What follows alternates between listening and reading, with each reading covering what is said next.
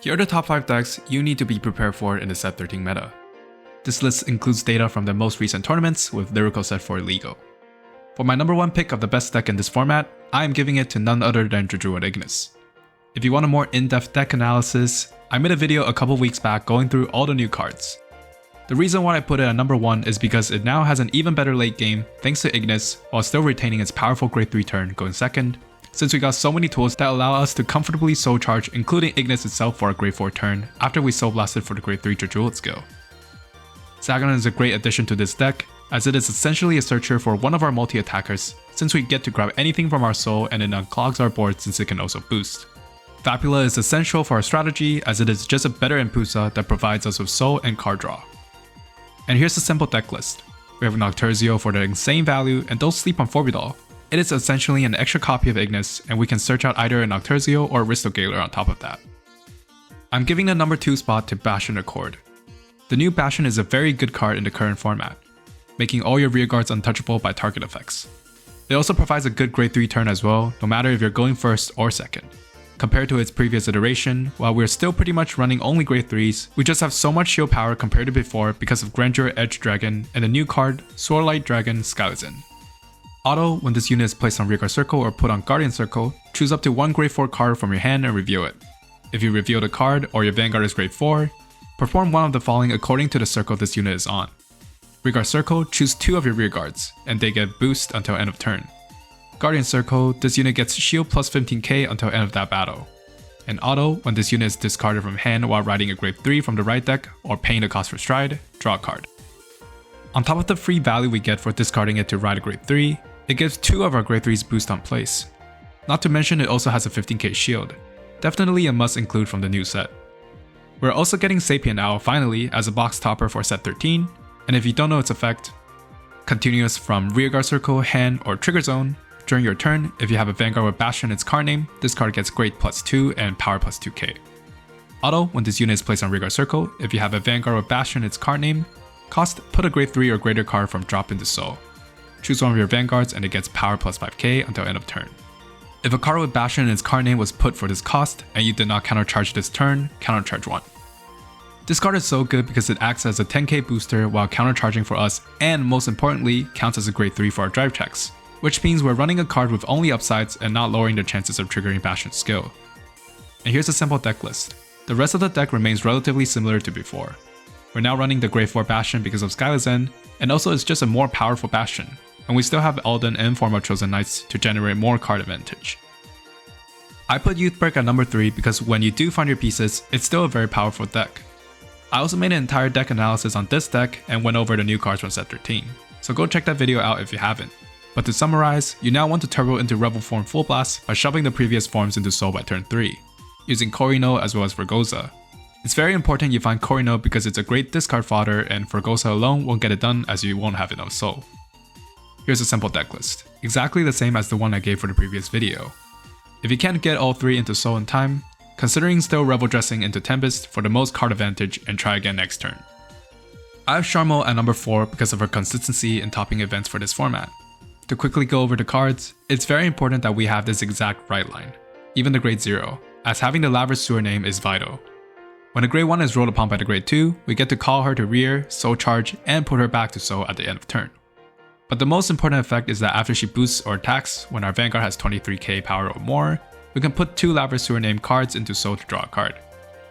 When the grade 3 will ride on top of the grade 2, if our soul has 2 or more grade 1 or less cards with Laver Sewer in their names, we can ride for free without discarding. When our Vanguard chooses discard for its effect, we can countercharge 1 and soul charge 1. Let's go over Laver Sewer Charmo. Act on Vanguard Circle once per turn, cost CB1, choose up to 2 grade 2 or less cards with Laver Sewer in their card name from your soul, call them to rear, and this unit gets power plus 5k until end of turn. Auto on Vanguard Circle, when this unit attacks while not boosted, choose 3 of your grade 2 or less rearguards with Laver Sewer in their different card names, and until end of turn, increase or decrease their power to match the power of this unit. If this unit's power is 33k or greater, and your opponent's Vanguard is grade 3 or greater, cost Soul Blast 2 until end of turn. The rearguard in the back row center column that is chosen by this ability can attack from the back row, and performs drive checks.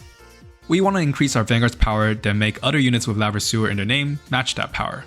This is one of the few exceptions in the D series where we want to run multiple copies of both the grade 1 and the 2 of the right line to maximize our chances of seeing them even with Sharmal grabbing 2 out from soul every turn.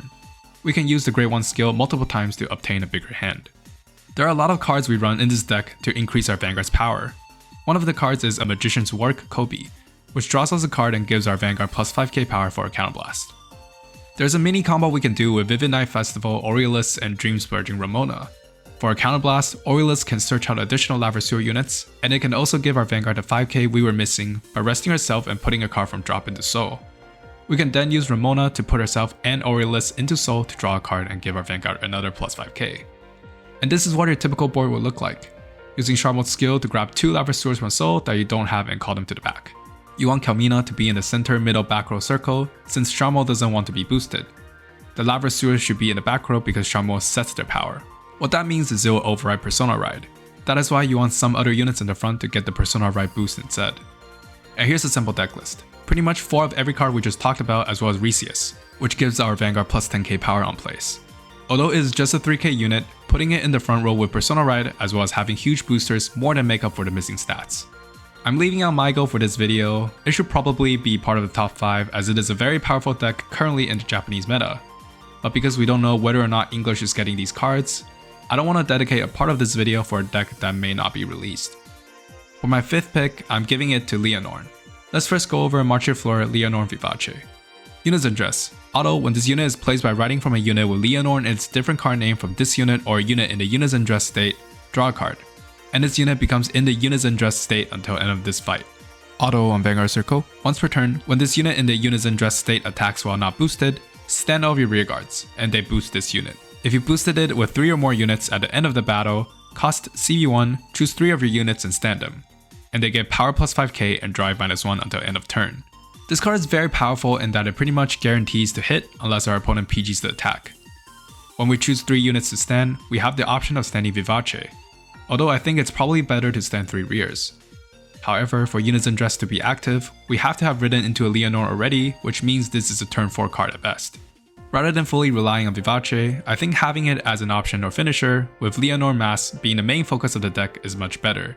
We have a very potent early game, in that Rosarium Fairy instantly setting up 2 columns for us because of the fairy tokens as well as the promo, Luster Impart Dragon. Continuous on Rearguard Circle, during your turn, if your back row has 2 or more grade 1 or less rearguards, this unit gets boost, and power plus 5k. Auto Rearguard Circle once per turn, when this unit is stand by the ability of your Vanguard with Granfier Leonorn's card name, if your Vanguard's power is 33k or greater, cost Soul + 1, draw a card, and this unit gets power plus 5k until end of turn. Not only is it great for a Vivace turn, it's also incredibly strong from turn 2 onwards, being able to boost if we set up the 2 tokens from Rosarium Fairy in the back row. And here's a simple deck list. We're running the Roroa grade 1 in the right line to generate a plant token to be used for Rosarium Fairy. Husk Dragon is here since we're running 4 Mythiar habitats on top of the massive Hydrograms. Unlike my previous top 5 deck videos, I actually think that you can justify any of these 5 decks to be the best deck of the format. All of them have their weaknesses that other decks from the list can abuse and play around. Do you think I missed any decks that should have been in the top 5? Let me know in the comments and I'll see you all next time.